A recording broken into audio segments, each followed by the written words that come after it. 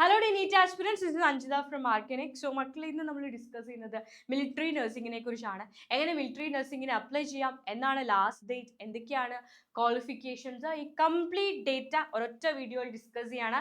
ദയവേത് നിങ്ങൾ ഒരു പോർഷനും സ്കിപ്പ് ചെയ്യരുത്. നമുക്ക് കംപ്ലീറ്റ് ആയിട്ട് കാര്യങ്ങൾ അറിഞ്ഞു വെച്ചതിന് ശേഷം മാത്രമേ അപ്ലൈ ചെയ്യാൻ പോകാവൂ. റെഡി? ആദ്യം നമ്മൾ ക്വാളിഫിക്കേഷൻ ആണ് പറയാൻ പോകുന്നത്. എന്താണ് എലിജിബിലിറ്റി ക്രൈറ്റീരിയ എന്നുള്ളതാണ്. കാരണം ഇതില്ലാത്ത ആളുകൾ ഫെർദർ ഈ വീഡിയോ കാണേണ്ട ആവശ്യമില്ല. ലാസ്റ്റ് ഡേറ്റോ അപ്ലിക്കേഷൻ എങ്ങനെയാണെന്നുള്ളതൊന്നും കാണേണ്ട ആവശ്യം നിങ്ങൾക്കില്ലല്ലോ. യെസ്, അപ്പൊ എന്താണ് എലിജിബിലിറ്റി ക്രൈറ്റീരിയ എന്നറിയാം.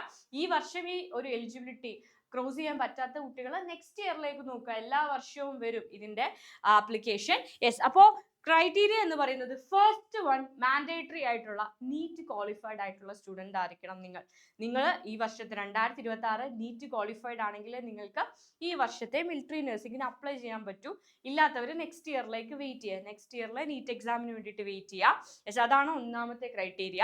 ഇനി രജിസ്റ്റർ ചെയ്യുന്നതും അപ്ലൈ ചെയ്യുന്നതുമായ വെബ്സൈറ്റ് എന്ന് പറയുന്നത് www.joinindianarmy.nic.in എന്നുള്ള വെബ്സൈറ്റിലൂടെയാണ് നിങ്ങൾ അപ്ലൈ ചെയ്യേണ്ടത്, രജിസ്റ്റർ ചെയ്യേണ്ടത്. ഇതിനുശേഷം സ്ക്രീനിങ് പ്രോസസ്സ് ഉണ്ടായിരിക്കും. ഡൽഹിയിലെ ബേസ് ഹോസ്പിറ്റലിലായിരിക്കും സ്ക്രീനിങ് പ്രോസസ്സും കാര്യങ്ങളും ഒക്കെ നടക്കുക. എലിജിബിലിറ്റി എന്താണ്, യോഗ്യത എന്താണെന്നാണ് പറയുന്നത്. ഒന്നാമത്തെ കാര്യം, ഫീമെയിൽസിനാണ് ഇതിലേക്ക് അപ്ലൈ ചെയ്യാൻ സാധിക്കുക. പെൺകുട്ടികൾക്കാണ്. അൺമാരീഡ് ആയിരിക്കണം, അല്ലെങ്കിൽ ഡിവോഴ്സ്ഡോ ലീഗലി സെപ്പറേറ്റഡോ ഒക്കെ ആണെങ്കിൽ നിങ്ങൾക്ക് ഇതിലേക്ക് അപേക്ഷിക്കാനായിട്ട് സാധിക്കും. റെഡി? നെക്സ്റ്റ് വൺ, നാഷണാലിറ്റിയാണ് സിറ്റിസൺ ഓഫ് ഇന്ത്യ. ഇന്ത്യയുടെ സിറ്റിസൺ, ഇന്ത്യൻ പൗരനായിരിക്കണം. ഡേറ്റ് ഓഫ് ബർത്ത്, ഏജിൽ ഒരു ക്രൈറ്റീരിയ ഉണ്ട് കേട്ടോ. ഏജ് എന്ന് പറയുന്നത് ഏതിനും ഇടയിലായിരിക്കണം എന്ന് പറയാം. ഒക്ടോബർ 1, 2001 സെപ്റ്റംബർ 30, 2009 ഇടയിൽ ജനിച്ചവർക്ക് മാത്രമാണ് എന്ത്, ആ ഒരു ഡേറ്റിന് ഇടയിൽ ജനിച്ചവർക്ക് മാത്രമാണ് എന്ത്. അപ്പൊ നിങ്ങൾ ജനിച്ചിരിക്കുന്നത് 2001 ഒക്ടോബർ 1 2009 സെപ്റ്റംബർ 30 ഇടയിലാണെങ്കിൽ നിങ്ങൾക്ക് ഇതിലേക്ക് എന്ത് ചെയ്യാൻ പറ്റും, ഇൻക്ലൂഡിങ് ദീസ് ഡേറ്റ്സ് ആണ് നിങ്ങൾക്ക് ഇതിലേക്ക് അപ്ലൈ ചെയ്യാനായിട്ട് സാധിക്കും. അപ്പൊ ഈ ഒരു ഡേറ്റിന് ഇടയിലുള്ള കുട്ടികൾക്ക് മാത്രമേ അപ്ലൈ ചെയ്യാൻ പറ്റൂ. എന്ന് വെച്ചാൽ ഇപ്പോൾ 2001 സെപ്റ്റംബറിലാണ് നിങ്ങൾ ജനിച്ചതെങ്കിൽ നിങ്ങൾക്ക് ഇതിൽ അപ്ലൈ ചെയ്യാൻ പറ്റില്ല. 2001 സെപ്റ്റംബറിലാണെങ്കിൽ, അല്ലെങ്കിൽ 2001 ജനുവരിയിലാണെങ്കിൽ, അല്ലെങ്കിൽ 2000-ലാണ്, 1999-ലാണ്, 98-ലാണെങ്കിൽ ഒന്നും നിങ്ങൾക്ക് ഇതിൽ അപ്ലൈ ചെയ്യാൻ സാധിക്കില്ല. 2001 ശേഷമായിരിക്കണം ജനിച്ചിരിക്കുന്നത്. അതേപോലെ 2009 മുൻപായിരിക്കണം ജനിച്ചിരിക്കുന്നത്. 2010-ഓ 2011-ഓ ഒക്കെ ഉള്ളവർക്ക് ഇതിലേക്ക് അപ്ലൈ ചെയ്യണം. അപ്പൊ മിനിമം ഏജും ഉണ്ട്, മാക്സിമം ഏജ് ലിമിറ്റും ഇതിനുണ്ട് എന്നുള്ള കാര്യം ഓർത്ത് വെക്കുക. എഡ്യൂക്കേഷണൽ ക്വാളിഫിക്കേഷൻ പറയുന്നുണ്ട്. ആദ്യ അറ്റംപ്റ്റിൽ തന്നെ +2 എക്സാമിനേഷൻ നിങ്ങൾ പാസ്സായിരിക്കണം. നിങ്ങളുടെ 12th പാസ്സായിരിക്കണം. Physics, chemistry, biology, both botany and zoology ആണ്. ഇംഗ്ലീഷിലും 50% കുറയാത്ത മാർക്ക് നിങ്ങൾക്ക് ഉണ്ടായിരിക്കണം. യെസ്, അപ്പൊ അതാണ് എലിജിബിലിറ്റി ക്രൈറ്റീരിയ എന്ന യോഗ്യത എന്ന് പറയുന്നത്. പിന്നെ ഇതിന് മെഡിക്കൽ ഫിറ്റ്നസും കാര്യങ്ങളും ഒക്കെ ആവശ്യമാണ്. ഹൈറ്റും വെയിറ്റും ഒക്കെ അവർ പറയുന്നുണ്ട്. മിനിമം ഹൈറ്റ് എത്രയാണ് വേണ്ടതെന്ന് പറയുന്നുണ്ട്. ആംഡ് ഫോഴ്സിലേക്ക് ജോയിൻ ചെയ്യാൻ ആഗ്രഹിക്കുന്ന പെൺകുട്ടികൾക്ക് 142 സെന്റിമീറ്റർ എങ്കിലും മിനിമം ഹൈറ്റ് ഉണ്ടായിരിക്കണം. ഓക്കെ, അപ്പൊ 142 അല്ല, 152, 152 സെന്റിമീറ്റർ എങ്കിലും ഹൈറ്റ് ഉണ്ടായിരിക്കണം എന്ന് പറയുന്നുണ്ട്. അതേപോലെ ഒരു അലവൻസ് ഉണ്ട്. അതായത് നിങ്ങൾക്ക് ഈ എക്സാമിനേഷന്റെ ടൈമിൽ നിങ്ങളുടെ പ്രായം, നിങ്ങളുടെ ഏജ് 18 വയസ്സിൽ താഴെയാണെങ്കിൽ നിങ്ങൾക്ക് 2 സെന്റിമീറ്റർ ഇളവ് ലഭിക്കും. അതായത് 152 ഇല്ല, 150, 150 സെന്റിമീറ്റർ ആണെങ്കിൽ ഇറ്റ്സ് ഓക്കെ, നിങ്ങൾക്ക് ഇളവ് ലഭിക്കും. എക്സാം എഴുതുന്ന ടൈമിൽ നിങ്ങളുടെ ഏജ് 18 വയസ്സിൽ താഴെയാണെങ്കിൽ. റെഡി അല്ലേ? എനിക്കൊരു ഈ ഒരു ഇയറിൽ +2 ഓൺഗോയിങ് സ്റ്റുഡൻസിനെ സംബന്ധിച്ച് അവർക്ക് 17 ഒക്കെ ആയിരിക്കും ഏജ് അല്ലെ. റിപ്പീറ്റേഴ്സും റീ റിപ്പീറ്റേഴ്സിനും 18 ആവാനുള്ള പോസിബിലിറ്റി ഉണ്ട്. പക്ഷെ ഓൺഗോയിങ് സ്റ്റുഡൻസ് നമ്മുടെ കുഞ്ഞുങ്ങൾക്ക് ഒരു 17 വയസ്സാണ് 12ാം ക്ലാസ്സിൽ പഠിക്കുമ്പോൾ വരിക. അപ്പൊ അങ്ങനെയുള്ളവർക്ക് 2 സെന്റിമീറ്ററിന്റെ വെയിറ്റേജ് ലഭിക്കും. നിങ്ങൾക്ക് 150 സെന്റിമീറ്റർ ആണെങ്കിൽ അത് ഓക്കെ ആയിരിക്കും. Ready? And wait height chart ഒക്കെ ഉണ്ട്. ഇത്ര ഹൈറ്റിന് ഇത്ര വെയിറ്റ് എന്നുള്ള ചാർട്ട് ഒക്കെ അവൈലബിൾ ആണ് സൈറ്റിൽ. ഇനി സ്ക്രീനിങ് പ്രോസസ്സ് പറയാണ്. ഷോർട്ട് ലിസ്റ്റ് ചെയ്യുന്ന കാൻഡിഡേറ്റ്സിന്, അതായത് നീറ്റ് ക്വാളിഫൈഡ് ആയിട്ടുള്ള കാൻഡിഡേറ്റ്സിനെ ആയിരിക്കും ഷോർട്ട് ലിസ്റ്റ് ചെയ്യുന്നത്.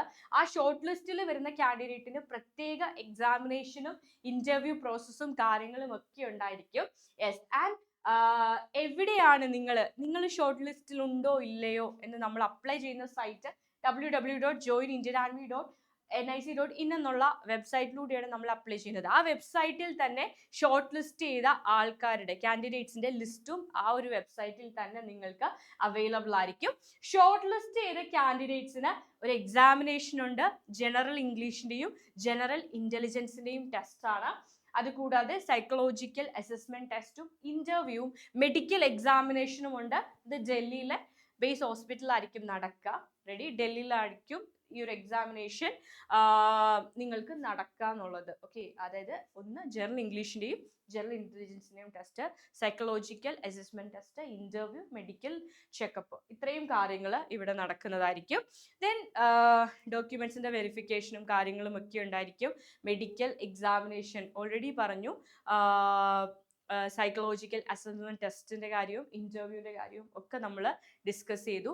ഫൈനൽ സെലക്ഷൻ എന്ന് പറയുന്നത് ഇതിന്റെ എല്ലാം കൂടി ബേസിലായിരിക്കും. ഈ ഒരു സെപ്പറേറ്റ് ആയിട്ടുള്ള ഇംഗ്ലീഷിന്റെ ഇന്റലിജൻസിന്റെ ഒക്കെ test, NEET score, then medical fitness, നിങ്ങളുടെ ഇന്റർവ്യൂ, ഇതിന്റെ എല്ലാം ബേസിലായിരിക്കും ഫൈനൽ മെറിറ്റ് ലിസ്റ്റ് ഇവർ പബ്ലിഷ് ചെയ്യുക. ആൻഡ് എത്ര സീറ്റുകളാണ് അവൈലബിൾ ആയിട്ടുള്ളതെന്നും കൊടുത്തിട്ടുണ്ട്. ഒരു പൂനെയിലും കൊൽക്കത്തയിലും മുംബൈയിലും ലക്നൌവിലും ഡൽഹിയിലും ബാംഗ്ലൂരും ഒക്കെ സീറ്റുകൾ അവൈലബിൾ ആണ്. എത്ര സീറ്റുകളാണ് ഓരോരുത്തർക്കും അവൈലബിൾ ആയിട്ടുള്ളതെന്ന് നിങ്ങൾക്ക് കൊടുത്തിട്ടുണ്ട്. യെസ്, അപ്പോൾ നിങ്ങൾക്ക് കംപ്ലീറ്റ്ലി ഫ്രീ ആയിട്ട് പഠിക്കാൻ പറ്റുന്ന ഒരു കോഴ്സ് തന്നെയാണ്. ആൻഡ് പ്രസ്റ്റീജിയസ് ആയിട്ടുള്ള ഒരു കരിയറിലേക്ക് നിങ്ങൾ എത്തിച്ചേരുകയാണ്. എങ്ങനെയാണ് ഓൺലൈനിൽ അപ്ലൈ ചെയ്യുന്നതെന്ന് പറയാം. ഇൻട്രസ്റ്റഡ് ആയിട്ടുള്ള കാൻഡിഡേറ്റ് വിസിറ്റ് ചെയ്യേണ്ട വെബ്സൈറ്റ് www.joinindianarmy.nic.in എന്നുള്ള വെബ്സൈറ്റിലാണ്. യെസ്, നീറ്റിന്റെ റിസൾട്ട് വന്നതിന് ശേഷമാണ് ഈ ഒരു ആപ്ലിക്കേഷൻ വരാമെന്ന് നിങ്ങൾക്ക് അറിയാമായിരുന്നു. അപ്പോൾ നീറ്റിന്റെ റിസൾട്ടും കാര്യങ്ങളൊക്കെ വന്നിട്ടുണ്ട്. സോ ഓൺലൈനായിട്ട് നിങ്ങൾക്ക് ഈ ഒരു വെബ്സൈറ്റിലേക്ക് അപ്ലൈ ചെയ്യാവുന്നതാണ്. ദെൻ എല്ലാ കാര്യങ്ങളും പ്രോപ്പറായിട്ട് കൊടുത്ത ശേഷം സബ്മിറ്റ് ബട്ടണിൽ ക്ലിക്ക് ചെയ്യുക. എന്തൊക്കെ ഡേറ്റ് ആണോ അവർ ചോദിക്കുന്ന ആ ഡേറ്റ് ഒക്കെ കറക്റ്റ് ആയിട്ട് കൊടുക്കുക. ആൻഡ് എത്രയാണ് അപ്ലിക്കേഷൻ ഫീസ് എന്ന് പറയുന്നുണ്ട്. 200 രൂപയാണ് നിങ്ങൾക്ക് ആ ഒരു ഓൺലൈൻ പേയ്മെന്റിലേക്ക് അടയ്ക്കേണ്ടതായിട്ട് വരുന്നത്. 200 രൂപയാണ് ഫീസ് ആയിട്ട് വരുന്നത്. യെസ്, അപ്പോൾ ഇത്രയും കാര്യങ്ങൾ ഓർത്ത് വെക്കുക. പിന്നെ ഡീറ്റെയിൽഡ് ആയിട്ട് ബാക്കിയുള്ള കാര്യങ്ങളൊക്കെ നിങ്ങൾക്ക് ആ ഒരു ഫോം ഫില്ല് ചെയ്യുന്ന ടൈമിൽ കിട്ടും. വെബ്സൈറ്റ് ആണ് ആവശ്യമുള്ളത്. അപ്ലിക്കേഷൻ ഫീ ആവശ്യമുണ്ട്. 200 റുപ്പീസ് ആണ് ജനറൽ ആയിട്ടുള്ള ആൾക്കാർക്ക് വരുന്നത്. യെസ്, അപ്പോൾ എന്ത് ചെയ്യുക, കൂടുതൽ ഡീറ്റെയിൽസ് അറിയണമെങ്കിൽ നമ്മളെ കോൺടാക്ട് ചെയ്യാം. നമ്മൾ ഫെർദർ എന്തെങ്കിലും ഡൗട്ട്സോ കാര്യങ്ങളോ ഒക്കെ ഉണ്ടെങ്കിൽ ആർക്കനെക്സിനെ കോൺടാക്ട് ചെയ്യാൻ നമ്മൾ ക്ലിയർ ചെയ്യുന്നതായിരിക്കും മക്കളെ. എനിവേ, എത്രയും പെട്ടെന്ന് ആഗ്രഹിക്കുന്ന കുട്ടികൾക്ക് അപ്ലൈ ചെയ്ത് തുടങ്ങാവുന്നതാണ്. ജൂലൈ 31 ആണ് അപ്ലൈ ചെയ്യാനുള്ള ലാസ്റ്റ് ഡേറ്റ് എന്ന് പറയുന്നത്. അപ്പോൾ ജൂലൈ 31 മുൻപായിട്ട് നിങ്ങൾ അപ്ലൈ ചെയ്യുക. ഇനി വളരെ കുറച്ച് ദിവസങ്ങൾ മാത്രമാണ് നമ്മുടെ മുന്നിലുള്ളത്. അപ്പോൾ ഈ ഒരു ദിവസത്തിനുള്ളിൽ കറക്റ്റായിട്ട് പ്രോപ്പറായിട്ട് ആപ്ലിക്കേഷൻ ഫോം സബ്മിറ്റ് ചെയ്യുക. അപ്പോൾ നമുക്ക് വീണ്ടും മീറ്റ് ചെയ്യാം. Bye bye.